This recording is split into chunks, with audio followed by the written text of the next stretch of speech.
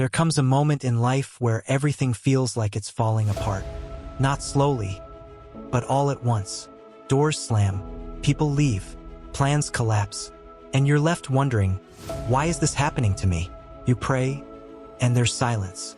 You cry, and the heavens feel closed.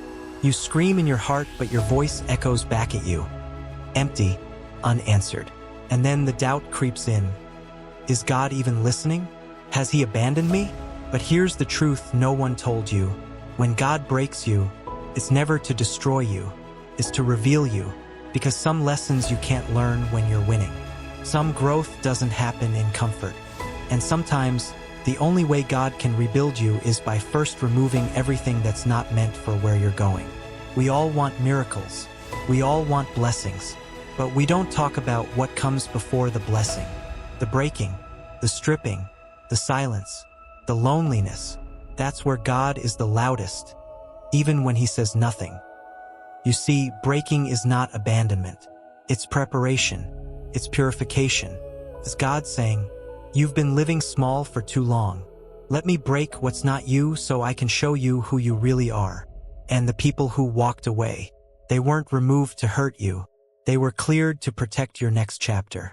That storm you're in is not meant to drown you. It's meant to clean you, to wash away the pride, the ego, the illusions. So what's left is real.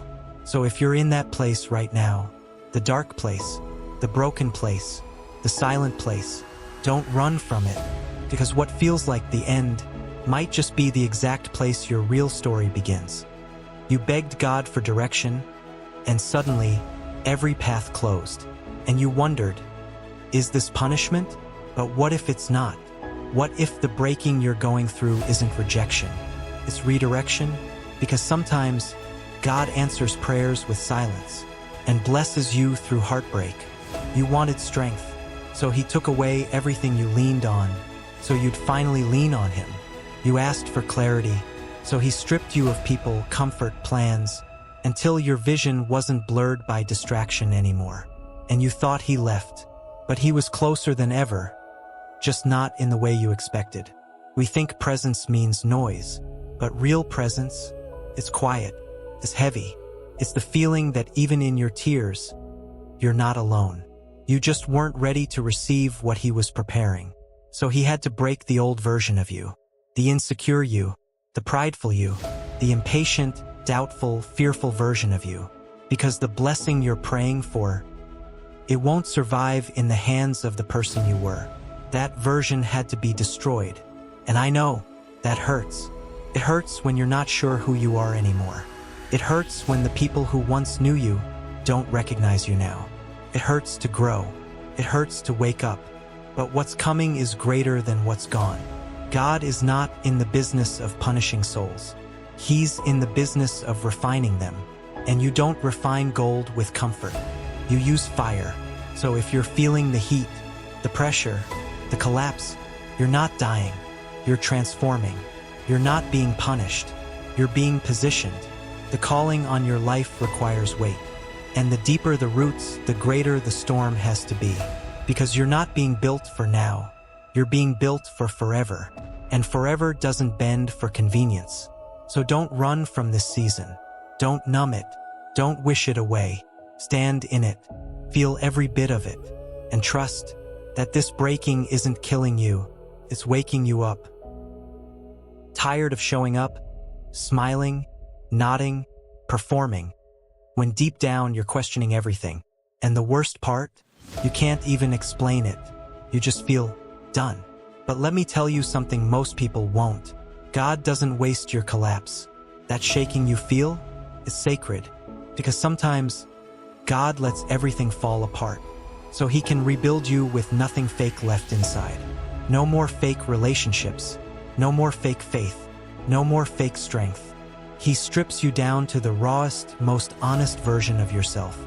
The version that doesn't care about impressing the world anymore, because they weren't there in your darkest hour anyway. That version is quiet, but powerful. Still, but grounded. Shaken, but aware. And you start seeing it. What you thought was a breakdown was actually an introduction to the real you. The one that doesn't need applause. The one that's not afraid to start over. The one that found peace not in the absence of pain, but in the presence of God in the middle of it. This is where your real relationship with God begins. Not in blessings, not in comfort, but in the ashes. Because when you've lost everything, and you're still here, you realize something holy. You never needed all that stuff to be whole.